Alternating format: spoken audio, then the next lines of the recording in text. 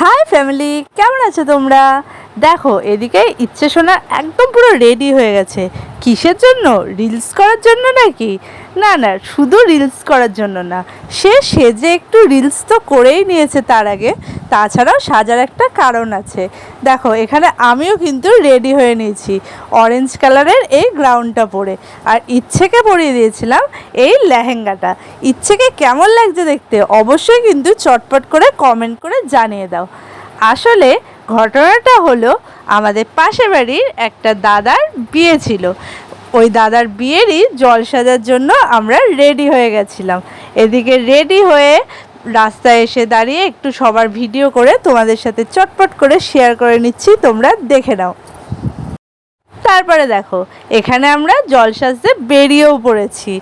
ইচ্ছে কিন্তু খুব মজা করে আমাদের সাথে একদম তালে তাল মিলিয়ে জল সাজতে যাচ্ছিল।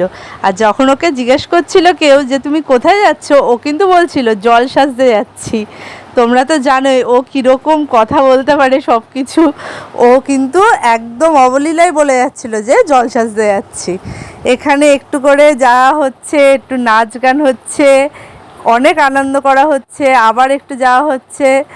যদিও বা গরমটা একটু বেশিই পড়েছিল আর সূর্যের তাপটাও প্রচণ্ডই ছিল, কিন্তু তার মধ্যেও কিন্তু প্রচণ্ড মজা হয়েছে। বিয়েবাড়ি মানেই তো মজা, তাই না বলো? এখানে আবার কিছুক্ষণ একটু নাচ করতে করতে যাওয়া হচ্ছিল। ইচ্ছের পায়ে একটু ব্যথা করছিল, তাই জন্য আমি আবার ওকে একটু কোলে নিয়ে নিয়েছি। এবার আমরা চলে এসেছি অঞ্জনাতে।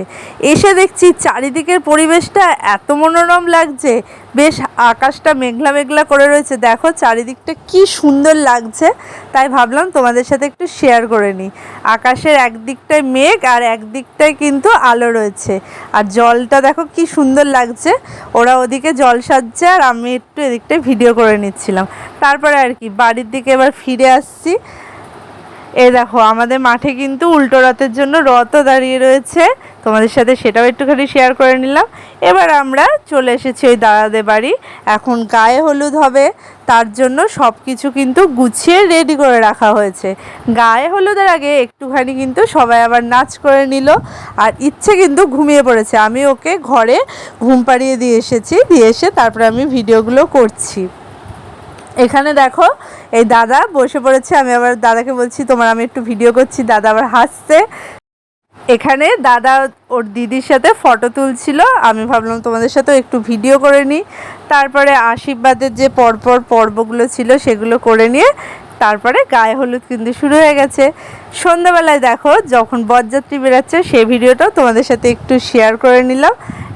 দেখো ওই দাদা এখন বিয়ে করতে যাচ্ছে, তোমাদের সাথে সেটাও একটুখানি শেয়ার করে নিলাম ভিডিও করে নিয়ে। তারপরে আমরা সবাই মিলে ঠিক করেছিলাম যে দাদা রাত্রেবেলায় বিয়ে করে বউ বাড়িতে নিয়ে আসলে সবাই মিলে বউ দেখতে যাবো।